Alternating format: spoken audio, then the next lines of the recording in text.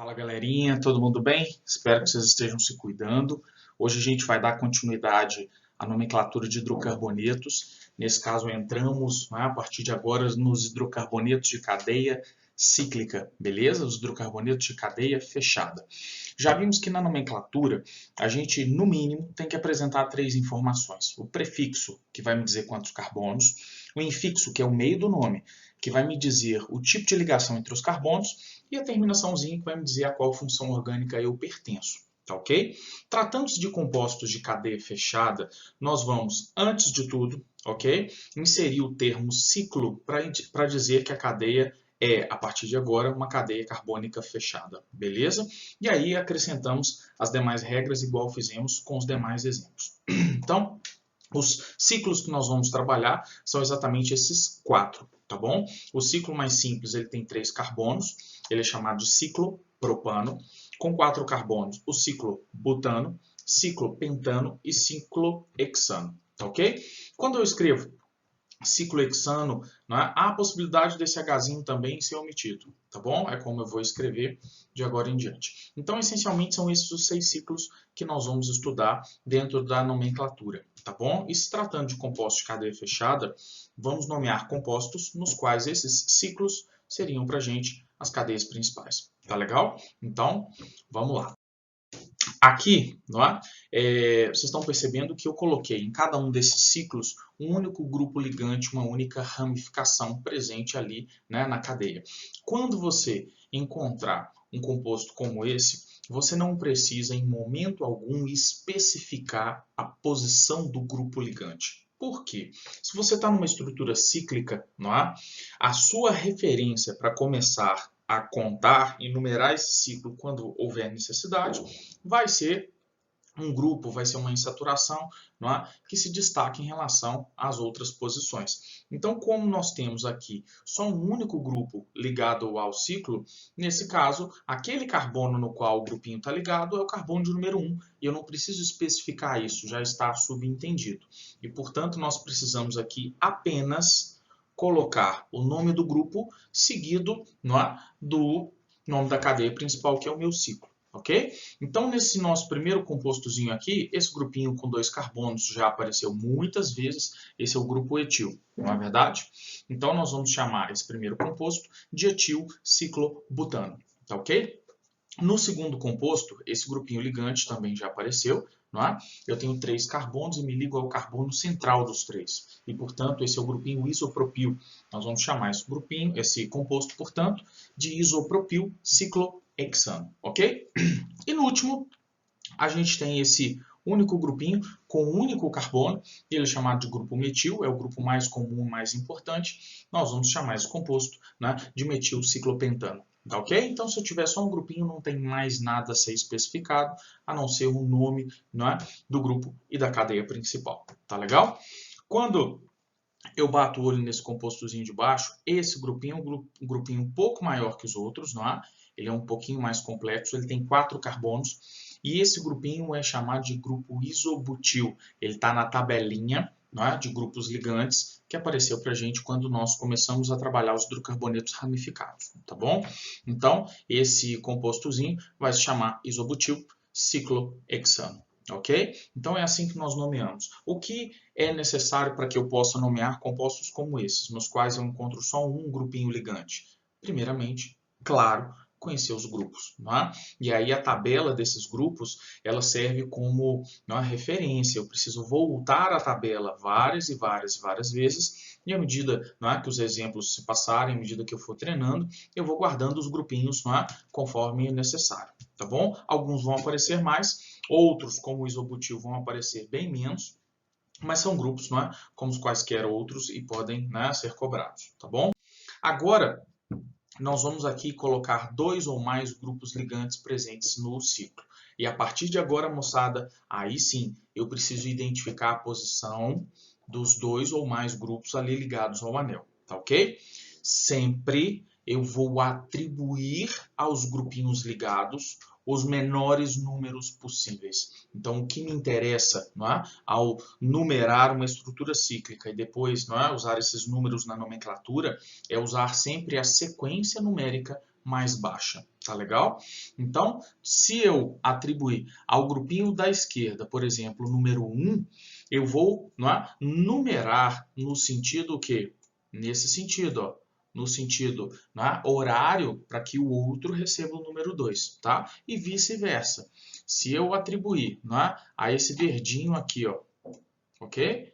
O número 1, eu vou atribuir ao amarelinho o número 2, tá legal? Então, sempre buscando dar aos grupos ligantes os menores números que eu conseguir, ok? E, portanto, aqui, se eu atribuir o número 1 ao vermelhinho, o outro metil vai estar na posição de número 2. E aí você, ao nomear hidrocarbonetos ramificados, já sabe, não é?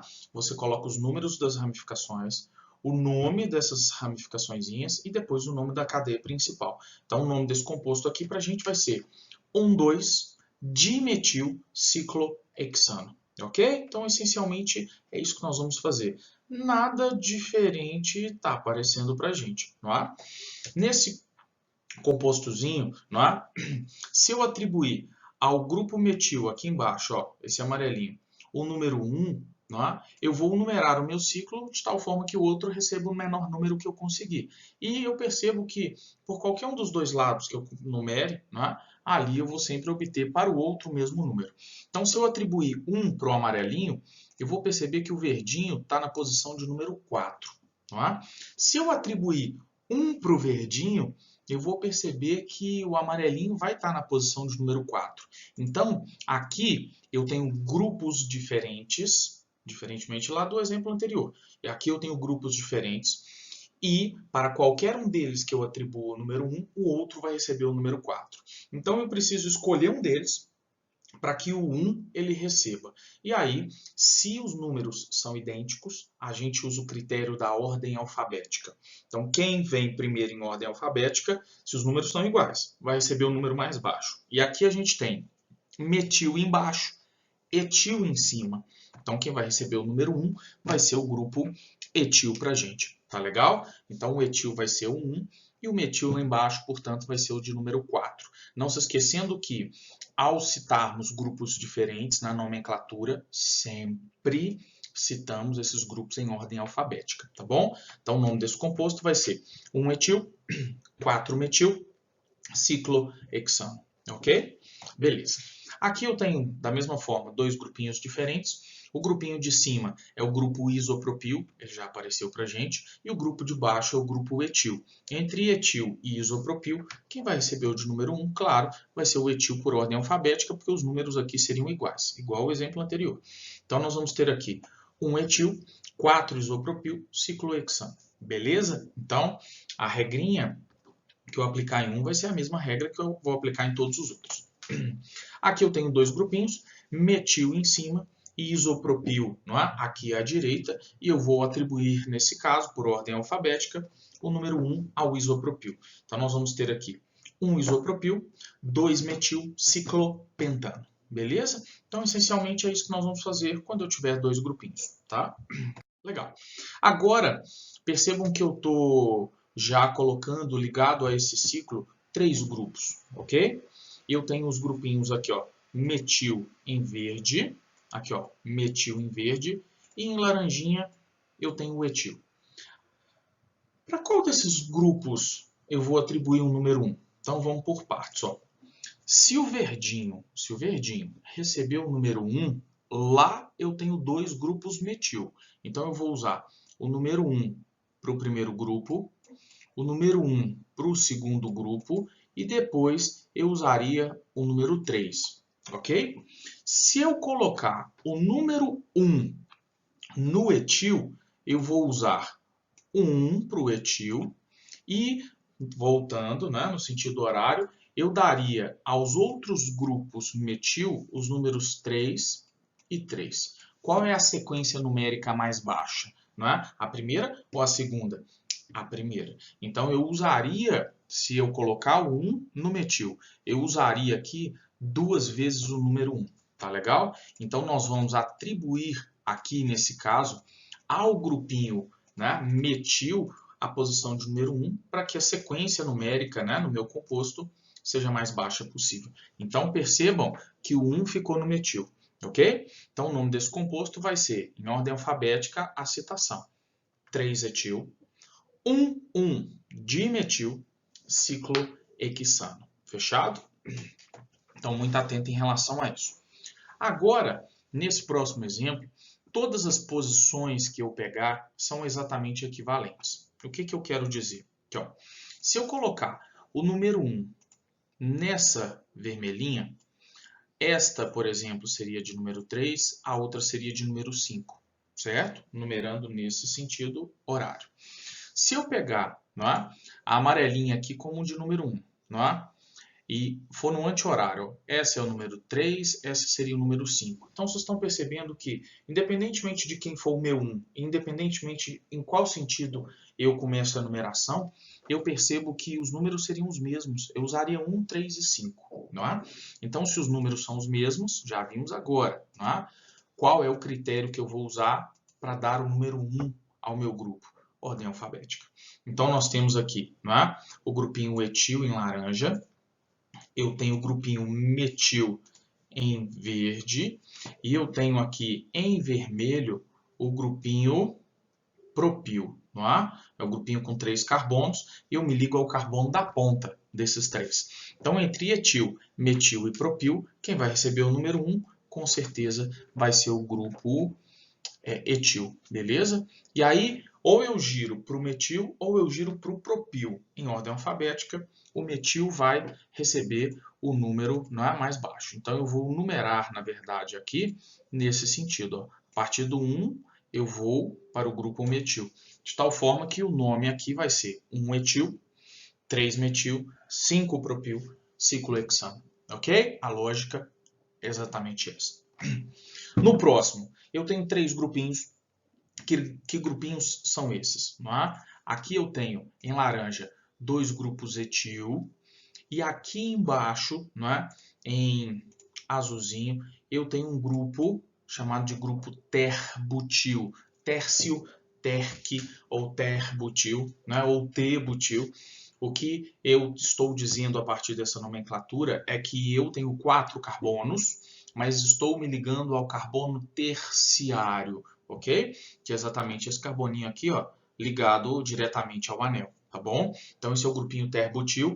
Na dúvida, se você não lembrar, você recorre à tabelinha de grupos ligantes. Lá você tem muitos grupos ligantes e deve consultá-la sempre, tá? Então, entre terbutil e etil, quem ganha em relação à preferência, não é? Na hora da citação? Eu não posso esquecer, gente, isso vai valer não só para o terbutil, mas para os outros grupos. Quando eu tenho sec-butil, ter-butil, N-butil, esses sec, terc e N, eles não entram na ordem alfabética, beleza? Então tá. Então eu tenho 3 grupos ligados ao anel e eu vou atribuir o número 1 a um deles e vou numerar o meu ciclo como um todo, de tal forma que todo mundo receba os números mais baixos que eu conseguir dar. E, portanto, dessa forma, quem tem que receber o número 1 é o etil lá de cima. Por que ele, Cris? Porque se ele recebeu 1, o etil do lado, aqui, ó, em pretinho, já recebe o 2. Estão percebendo? E aí eu continuo. 3. Aqui, ó, o terbutil já seria o de número 4. Tá legal? Então, citando esses grupos em ordem alfabética, nós vamos ter 4 terbutil. Não se esqueçam que na ordem alfabética aqui o que me interessa é o Bzinho, tá bom? 4 terbutil, 1, 2 dietil, não é? Ciclohexano, ok? Então é assim que nós vamos nomear. E agora eu tenho 3 grupinhos também. Então vamos lá. Se o metil de cima, aqui em verde, se ele recebeu o número 1, os outros seriam 2 e 3. Legal. Agora, se o grupinho etil, aqui embaixo, recebeu o número 1, os outros seriam 2 e 3. Ou seja, independentemente de quem eu atribuo 1, independentemente do sentido, todo mundo receberia os números iguais. Então, por ordem alfabética, para desempatar, quem vai receber o número 1 vai ser o grupinho etil. Portanto, 1 etil, 2, 3 dimetil, não é? Ciclohexano, ok? Então, nomeamos esses ciclos, não é? Usando as regrinhas que a gente já havia previsto, não é? E está caminhando bem, ok? Vamos para os próximos, tá legal? Agora, eu vou introduzir outra variável, que é a variável insaturação. No caso dos ciclos, nós não vamos trabalhar com ciclos nos quais tripla apareça, tá?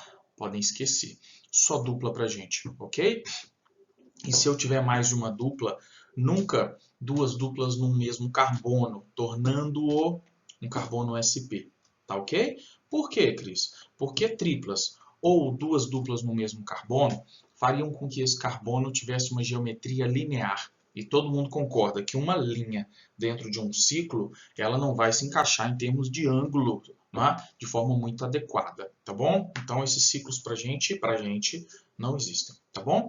Então quando eu tenho a dupla ligação, neste caso, ela é a minha referência. E aí nós vamos sempre considerar que a dupla ligação ela está entre os carbonos 1 e 2. Eu não preciso dizer isso, viu, galera? Claro que nós estamos falando de hidrocarbonetos. Então, se eu tiver dupla dentro de um ciclo, ela convencionalmente estará entre os carbonos 1 e 2, de tal forma que não há necessidade nenhuma disso ser dito. Então, eu simplesmente coloco um infixo. Não é? Esse aqui, antes era o ciclobutano, agora vai ser o ciclobuteno. Eu não preciso dizer onde a dupla está. Combinado? Antes, esse era o ciclopentano, agora ele é o ciclopenteno, ok? Sem necessidade de dizer onde a dupla está. E no próximo, antes nós tínhamos o ciclohexano, agora nós temos o ciclohexeno, sem necessidade nenhuma de dizer que a dupla está entre o 1 e o 2, porque isso é regra, tá bom? No entanto, se eu analisar esse ciclo, eu tenho nele duas duplas ligações. E agora sim, eu preciso identificar onde essas duplas estão, porque neste caso eu tenho mais de uma possibilidade. É o que vocês vão ver agora. Então, eu preciso dizer onde as duplas estão. Uma dessas duplas, não é? Ela estará obrigatoriamente entre os carbonos 1 e 2, tá legal? E a outra, nós vamos dar também o menor número que nós conseguirmos, ok? Então, gente, ou você, não é, começa no sentido anti-horário aqui de baixo, da primeira dupla, ou você começa no sentido horário lá da duplinha de cima, de tal forma que assim ou assim você consiga pegar as duas duplas em termos de numeração. Então, se eu começar lá de cima, nós vamos ter aqui ó, 1 e 2 para a primeira dupla, como é necessário, e 3 e 4 para a segunda dupla. Né? Então, nós teríamos o 1 aqui e o 3 aqui nesse outro, não é? Carboninho bonina, tá ok? Então, lá vamos nós. Ó. O nome desse composto seria ciclohexa, são 3 carbonos, né? Desculpa, são 6 carbonos. 1,3-dieno, ou seja, a primeira dupla começa no 1, a segunda dupla começa no 3, tá ok? E se eu comparar com o ciclo do lado, eu percebo que eles não são iguais. As posições das duplas são diferentes. De tal forma que, se eu atribuir a essa as posições 1 e 2, aqui ó, 1, 2, 3, 4, para esse carboninho aqui de baixo. Então, nós teríamos aqui o ciclohexa 1,4-dieno, beleza? Então, nesse caso, para mais de uma dupla, há necessidade de indicar a posição das duplas ligações. Fechado? Então, lá vamos. Ó, no próximo exemplo, eu já estou introduzindo uma outra variável. Além da insaturação, eu estou também introduzindo a ramificação. Gente, entre insaturação e ramificação, quem é o mais importante ali dentro da minha estrutura? A insaturação. Então, dupla e tripla são mais importantes do que ramificações, tá ok? Então, nós vamos atribuir à dupla, ou à tripla, nesse caso, as duplas, os números mais baixos. Fechado? Então, a dupla está entre o 1 e o 2, ok? Já que a dupla está entre o 1 e o 2, ou o 1 vai ser em cima, ou o 1 vai ser embaixo, galera. Concordam comigo?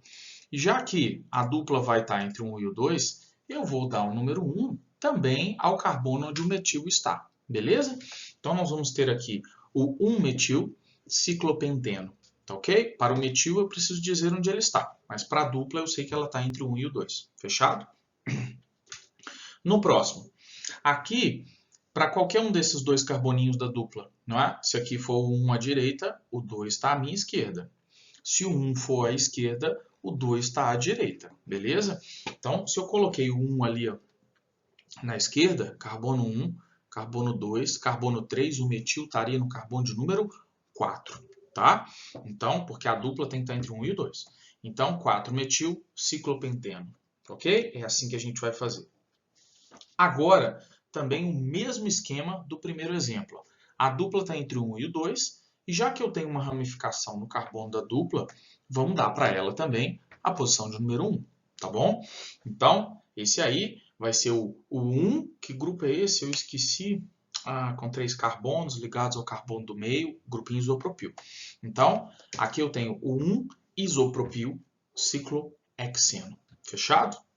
E para a gente fechar aqui essa página, aqui a dupla está entre o 1 e o 2, ok? Eu tenho um grupinho em cada um desses carbonos, legal, mas para qual desses dois carbonos da dupla eu vou atribuir o número 1? Eu vou atribuir para o carbono no qual eu tenho o grupinho com menor ordem alfabética. Então você tem metil embaixo e você tem aqui o grupinho etil em cima. Quem tem preferência? O etil, quando os números são os mesmos. Então nós vamos atribuir ao carbono do etil o número 1 e o carbono do metil, portanto, o número 2. Então esse aqui vai ser o 1-etil, 2-metil ciclopenteno. Ok? Então é assim que a gente nomeia hidrocarbonetos cíclicos, moçada. Não tem segredo. O que eu recomendo que vocês façam? Muitos exercícios de nomenclatura. As regras vão se repetir em todas as funções. Claro que a gente vai ter complementações, né?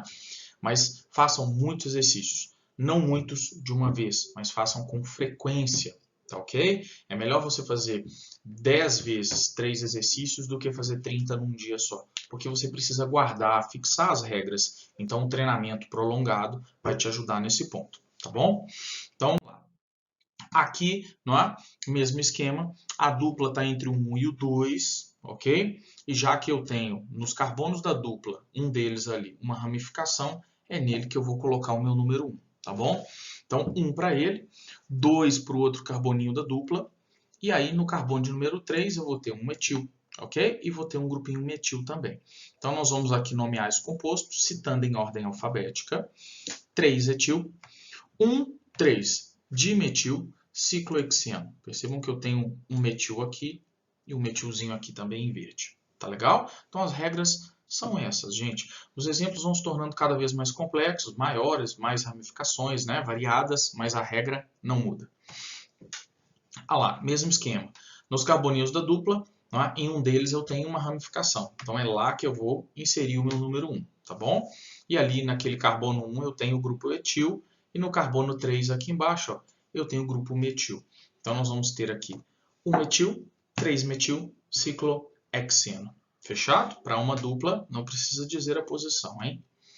Aqui, mesma coisa, os carboninhos da dupla, que estão aqui em amarelo, ó, eles vão receber o número 1 e 2. Se eu pegar o 1 embaixo, não é?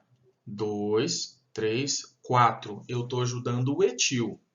Se eu pegar o número 1 como sendo o carboninho da dupla de cima, 1, 2, 3, 4, eu estou ajudando o metil. Entre etil e metil, se os números são os mesmos, o etil é quem tem preferência. Então, o nosso número 1 vai estar aqui. Vamos numerar no sentido anti-horário. O etil vai estar no 4 e o metil vai estar no 5º. Então, nós vamos ter aqui 4-etil, 5-metil, ciclohexeno. Beleza? E o último aqui, para a gente fechar, se nos carboninhos da dupla já tem um ligante, é ali que é o número 1, tá bom? Então, nós vamos ter ali ó, o 1 para aquele grupinho etil. E para pegar o metil, gente, nós vamos ter que dar a volta completa, porque a dupla está entre o 1 e o 2. Então, o 2 está para baixo, não é para cima. Então, nós vamos ter aqui ó, o etil, cadê a laranjinha? O etil no 2 e o metil, galerinha, e só lá no 5, que eu vou ter que dar a volta pegando a dupla primeiro, tá bom? Então, 1-etil, ciclometil, não é? Desculpa, 1-etil, 5-metil, ciclopenteno. Tá legal? Então, é assim que a gente nomeia esses compostos, ok? E vamos lá, né, para a nossa última página aqui da nomenclatura. No carbono da dupla, ali já tem um grupinho ligante, vamos atribuir o número 1 ali, descendo até chegar ao isopropil na posição de número 4. Então, citando-os em ordem alfabética, 4 isopropil, 1 metil, ciclohexeno. Fechou? O de baixo, mesmo esquema, atribuindo a posição de número 1 na dupla, já que eu tenho um ligante naquele carbono. Então, nós temos o 1 metil, e para pegar o isopropil eu vou ter que dar a volta completa, porque é a dupla que tem preferência. Então, o isopropil está lá no sexto, ok? Opa, falhou o nome, mas vai ficar aqui, ó, 6 isopropil, ok?